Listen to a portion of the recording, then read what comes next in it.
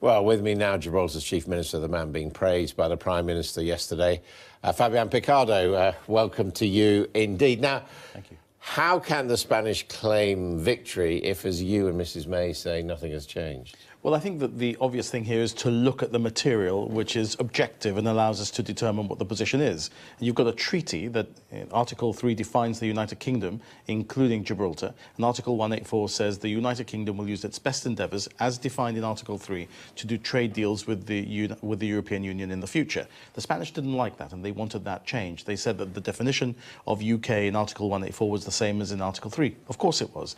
There's a clarification given by the United Kingdom saying that there is no obligation to read the United Kingdom in that way in the context of the trade deals. Yeah, but see, that's the point, because I saw that on Saturday night, and, you know, I'm not a lawyer, but reading it to me, it seemed to be saying that, yes, Gibraltar could be left to one side in any future trade arrangements. No, you see, you've got to read the whole thing. There's no obligation or presumption, but that's without prejudice to the fact that we are negotiating for Gibraltar.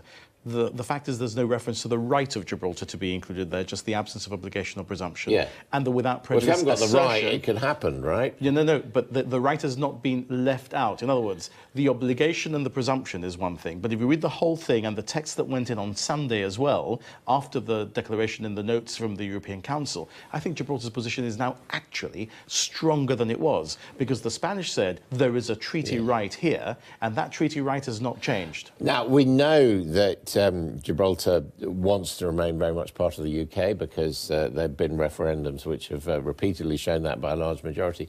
But we also know by a very large majority that Gibraltar didn't want the UK to be leaving the EU. So might there actually be circumstances where it suits Gibraltar to be separate from the rest of the UK in terms of negotiating a closeness to the EU in trade terms? No, let's look at this in detail. Why did Gibraltar vote 96% to remain in the European Union? Is it because we're particularly enamoured of the EU and its institutions? It looks that way. Well, look, I'll tell you what, in the last 2 years, they did everything possible for us to fall out of love with them, given the way that they've treated us. But we did not vote to stay in the European Union because we love the European Union.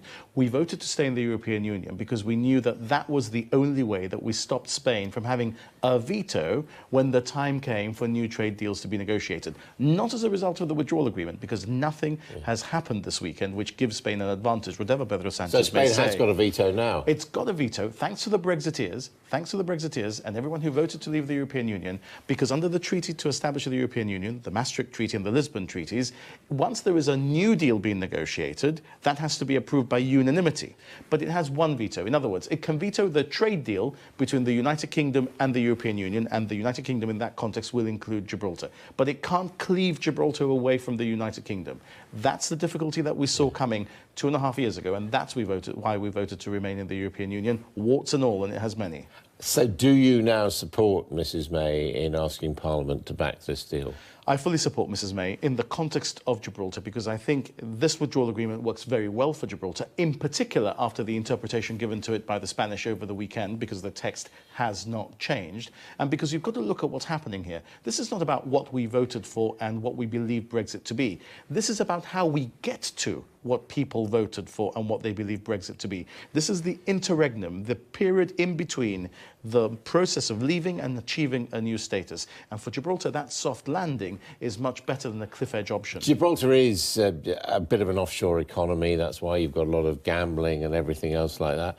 Do you think in the long run that's sustainable, or will you have to come more in line with general international law? Well, I don't think that we are an offshore economy. We're entirely in keeping with the G20 principles, the OECD principles. We have the same rating as the United Kingdom when it comes to all of the assessments that are made in that respect. We're accepted by the code group of the European Union not to have harmful tax measures. But you know what people say, it's a centre for gambling and smuggling and all that. Well, I mean, it's no more of a centre for gambling than the United Kingdom. The United Kingdom has more online gaming companies established in the UK than in Gibraltar. There's only 20-odd in Gibraltar. They're the 20 biggest and most reputable in the world. So what you've got to do is look beyond the headlines, look at the reality of things. For example, in relation to Sunday, read the texts and not just hear what people say about them, and then make a proper assessment in everything that relates to Gibraltar, in particular who we really are. Now, you raised the spectre of Franco in what was a very forthright response to the Spanish Prime Minister Franco, of course, the fascist dictator. We've also had demonstrations on the streets of Paris. We've got Hungary and Poland going in a particular direction. What is your reading of what's going on continental Europe, or what we could now call the EU 27? Well, look, I think the PSOE government in Spain was a very good thing for Gibraltar. There was a change of attitude from the Partido Popular. But on Saturday, Pedro Sanchez looked like somebody else. He didn't look like the socialist prime minister that so many Gibraltarians thought was going to mark a change. He came out pretending that they had achieved a great triumph in relation to Gibraltar, as if that was the most important thing in Spain at the moment. Believe me, I read the Spanish newspapers every day. It's not the most important thing in Spain at the moment. It seems almost like a diversion ahead of the Andalusian regional elections. But if you look at the whole panoply of Europe, as you've asked me to do, there does seem to be unrest of all sorts all over the continent. And it's not the comfortable place that I grew up in. It's not the place that seemed to be looking towards a more peaceful future. It's more fractured. I think the leadership of Donald Trump in the United States assists that fracture.